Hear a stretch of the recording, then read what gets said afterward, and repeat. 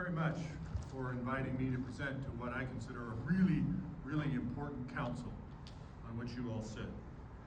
To Judge Roberts and each of you, I appreciate the time that you devote to solving this most vexing and certainly avoidable of crimes.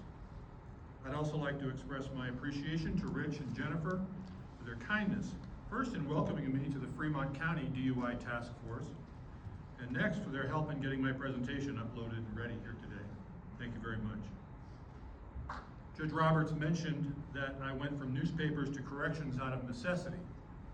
Well, what that means is I was caught in a down economy and a shrinking industry that demanded more of its executives than I apparently was able to provide. So I was let go as ad director of the newspaper in Glenwood Springs, Colorado, and I needed to find something with health insurance and pronto.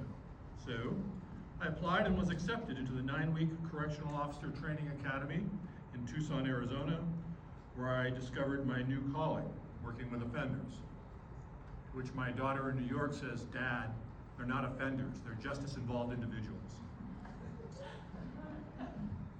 As my corrections colleague, Colton Harrington, will attest. Colton, I assume you're still online? I'm going to assume that. The best attributes any CO anywhere can have is to be firm, fair, and consistent. They trained us from the start to start out quite strict and then to loosen up as you get to know your various inmate populations. So,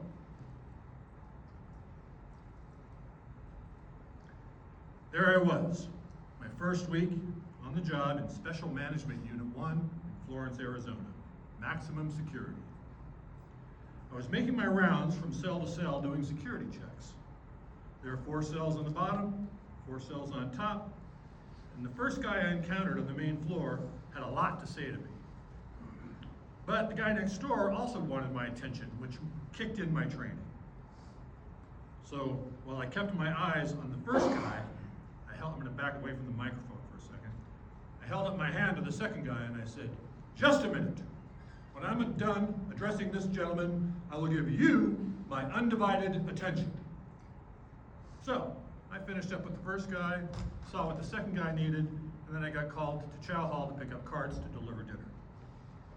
Later that night, after Chow, I'm on the upstairs part of that same unit, and I hear this voice, CO,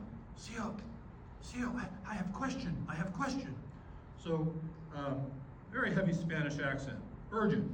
So I approached his cell and I asked, "Okay, what's your question?" He says, "CO, what is undivided attention?" It's like, where did that come from? Oh yeah, I said it like 2 hours ago. He thought he was missing out on something, and it took me a little while to explain it to him in my broken English. So, if you will forgive the precarious leap from my story to my presentation, I will suggest to you that divided attention is one of the greatest adversaries that we face today. I'm not even going to offer examples because I think we just accept that as true. Divided attention is at the core of every DUI ever committed, and undivided attention, in my view, is at the heart of the solution. This afternoon, I will take you on a brief journey through my journey from journalism to corrections to providing cognitive behavioral courses for justice-involved individuals. We'll look at the content of my Stay Free Forever DUI course, how it's administered, what students and their coaches say about it, and its impact in Wyoming. In particular, we're going to look at SFF DUI courses completed in Wyoming between 2018 and 2023 to see how many have reoffended with a DUI in the 3 years since. Shortly after this photo was taken, we were out arresting sex offenders who had violated their stay-at-home order on Halloween.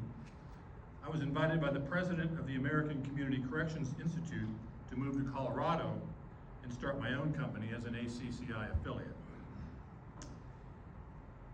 As a parole officer, I found myself assigning a whole lot of UAs, but I was not able to do as much coaching and mentoring as I had hoped.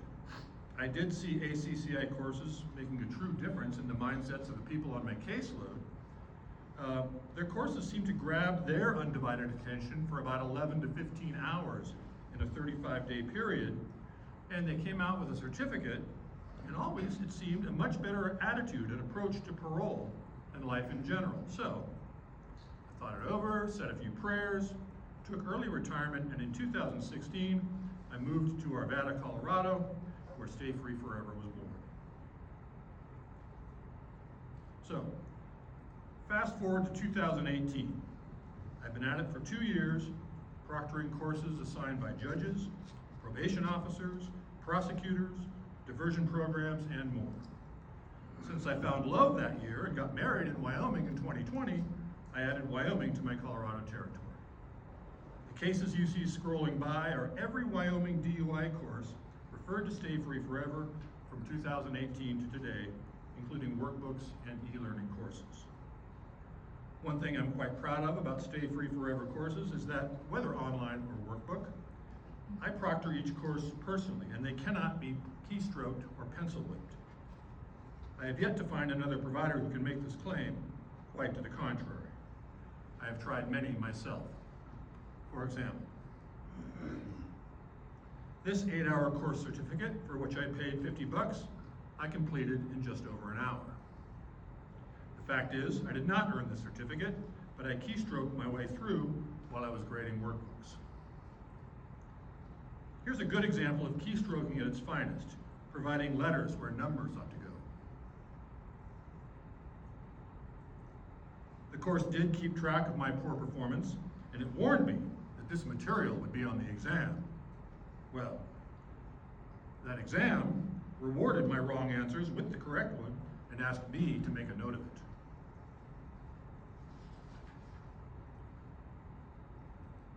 This 16-hour anger management course is another one I blazed through, but it took me a little bit longer because it had page timers.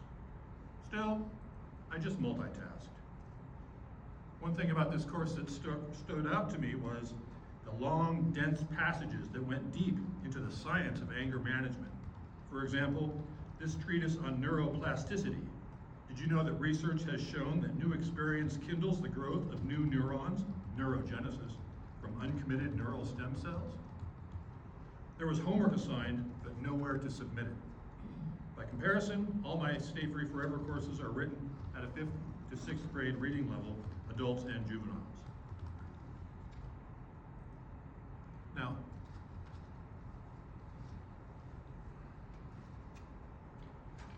on the other end of the density spectrum is this 4-hour alcohol course, the program that asked, what's a possible consequence of impaired decision-making due to alcohol? Is it better relationships? Is it safer choices? Is it improved reflexes? Or is it B, risky or dangerous behavior? Even though I got just about everything wrong, in less than 10 minutes I was awarded this fine certificate, which actually says this: your hard work and dedication have helped you to gain the skills needed to succeed in the legal field.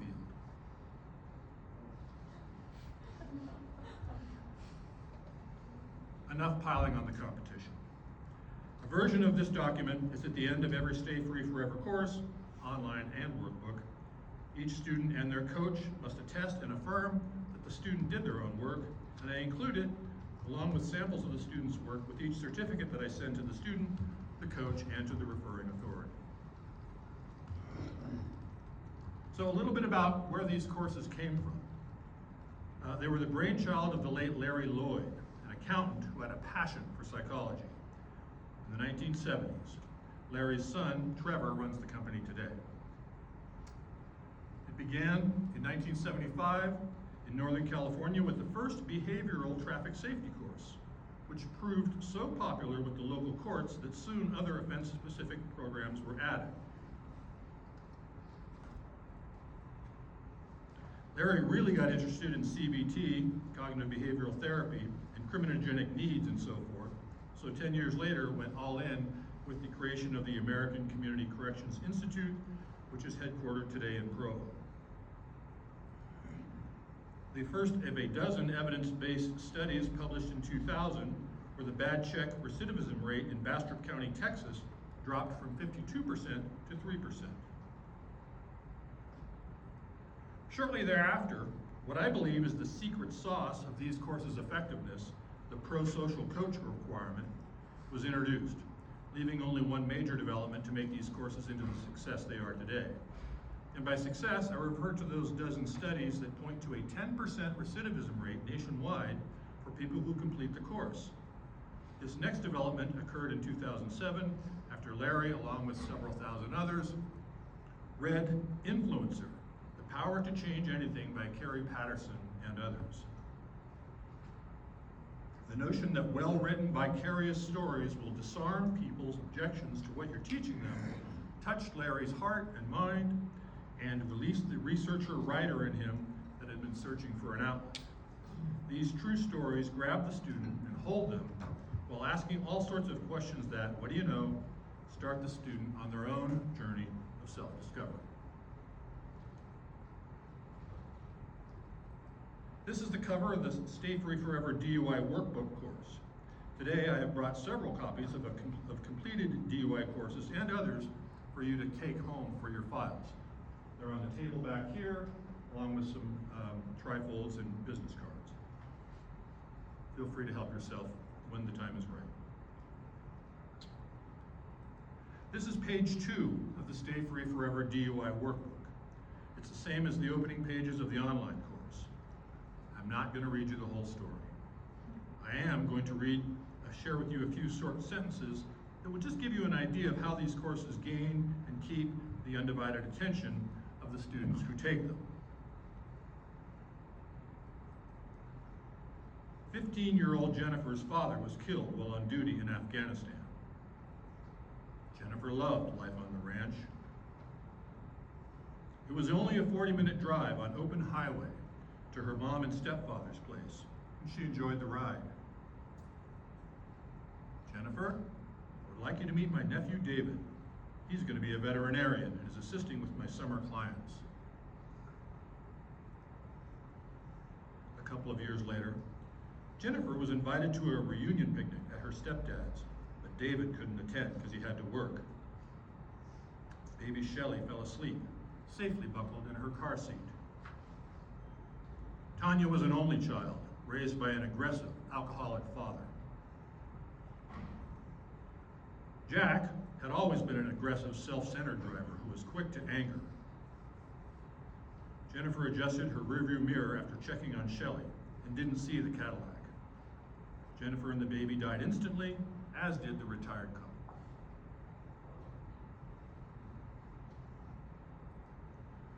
What a bitter end to some wonderful lives. Jack and Tanya's self-centered thoughts, feelings, attitudes, and behaviors were the direct cause of this preventable tragedy. How did Tanya's chemically impaired brain affect her decision-making? There are lots of how and why questions. Students sometimes skip the why, or write NA, or IDK. I tell them this is not a course about what you know, it's a course about what you think. Try again. Beyond the compelling stories, what elevates the student to greater self-awareness is the three-legged stool held up by the referring authority, the course proctor, and the course coach. Without a mandate that matters, the student may lack incentive. My job is to look for thought and effort. The coach gets the student out of their own head and talking with someone they know and trust. But don't just take my word for it. Every course evaluation asks this question, and the answer is nearly always the same. What was the least helpful part? None. It was all helpful. I think it was all helpful. It all had helpful information in it, and since I advise every student to respond with brutal honesty, they usually do. How many times have you driven while under the influence? A lot.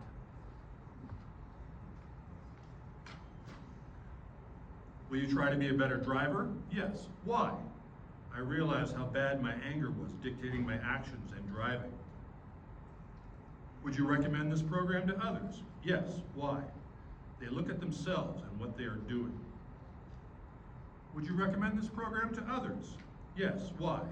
Because I know people who need it. And now, the question where the alcohol meets the asphalt. Why did you break the law and drive while under the influence? I did it on purpose. I knew what I was doing. I'm guilty. If you did it on purpose, which of the following may have been your reason? I was under the influence. I have a drug-alcohol problem. I was pressured by my peers. I didn't think it through.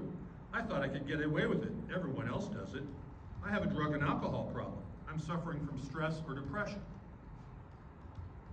I was under the influence. I didn't think it through.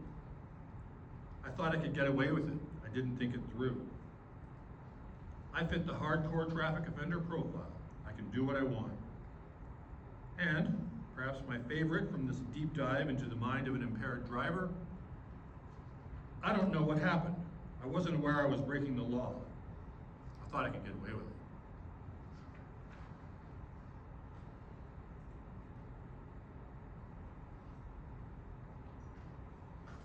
So I'd like to shift from the student perspective to the coach perspective, because this is a requirement to require each student choose a pro-social coach, someone that they know and trust, to offer feedback along the way.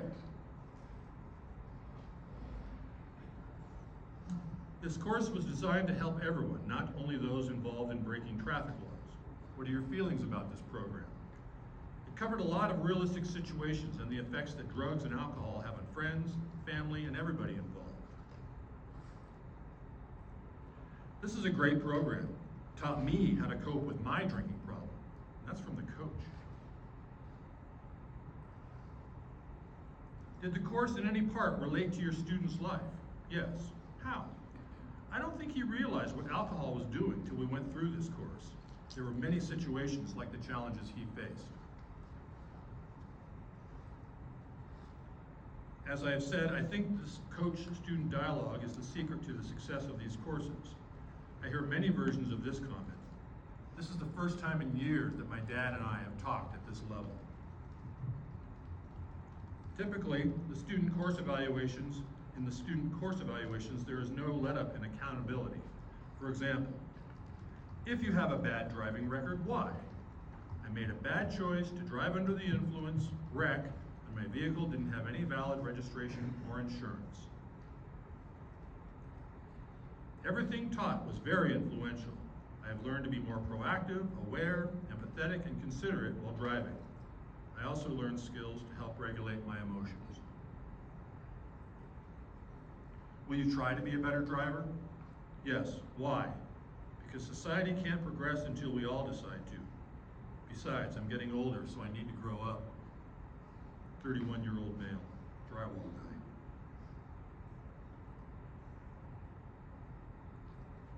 I have a very good life and a very bright future. I don't want this to change because of alcohol. This course forces you to look inside and, if you want, change. Would you recommend it to others? It challenges your beliefs and your actions. Honestly, I went through dozens of Stay Free Forever DUI workbooks and online courses, and there are so many more insightful evaluations that I could share with you. But as I wind up this peek into the minds of student DUI offenders, this last student evaluation sums up everything I hope to achieve with these courses and, without putting words in your mouths, also what this council is striving to achieve.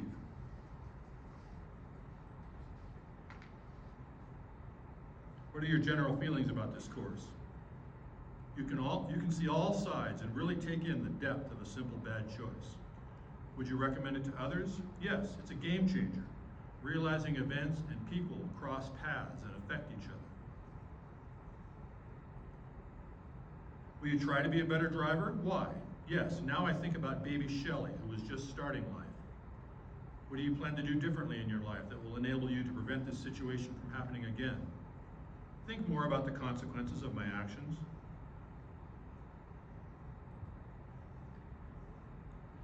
I'd like to wrap up by sharing some numbers, the good news that I referred to in the opening slide, and to reiterate, based on a dozen evidence-based studies conducted this century, ACCI course completers nationwide, all course titles, have a recidivism rate that is nearly 7 times lower than the national average. When we focus just on DUI, Just in Wyoming, the news is also good. While they may have come from other parts of the state, they were arrested, charged, and convicted of a DUI in Fremont County. They are 176 individuals who, between 2018 and 2023, passed through Circuit Court in Lander or Riverton, or through the Wind River Travel Court. Each was assigned and completed the Stay Free Forever DUI workbook or e-learning course. This pie chart and the stack graph each tell the same story in percentages and numbers respectively. Based on research completed just last month, 14.2% of these course completers, 25 people, were rearrested and charged with another DUI in Wyoming within the last 3 years. Now, does this mean the Stay Free Forever DUI course is the only reason they didn't reoffend? Of course not. For starters, since 2011, this very council, and then subsequently the Fremont County DUI Task Force, have been putting on a full court press in the county. And Fremont County has been at the epicenter of the whole state. Most of these folks also got counseling or group therapy or went to victim impact panels. The bottom line is that 14.2% reoffend rate, also known as an 85.8% success rate, is something we can all take pride in, as it compares very well against the national median baseline and the national high arrest benchmark as measured by NHTSA. For my program's part, I'm certified by WYDOT and the Department of Health to get people their driver's licenses back. And I haven't even mentioned the prevention intervention courses that ACCI developed in response to adult offenders who, after completing a course, would ask, why wasn't there something like this available when I was in school? In Wyoming, since 2023, the Carbon County and Park County school districts make these Stay Free Forever courses available to all students, not just those in trouble, and both counties just signed up early for the 26-27 school year. Since my arrival in Wyoming in 2018, I've expanded my outreach beyond ACCI courses to offer Zoom classes on cognitive awareness, parenting, and other topics. Plus, I've launched a podcast that features people who have turned their lives around. They share their stories of hope and hard work with others, and who may just need that kind of inspiration to begin that journey themselves. In closing, I would like to end not with my words, but with the words of Delta County, Colorado Judge Bo Zirip. Judge Zirip had sent me a number of students over the years, and he's even called me up short a couple of times when I violated court protocol by communicating in ways that I shouldn't have.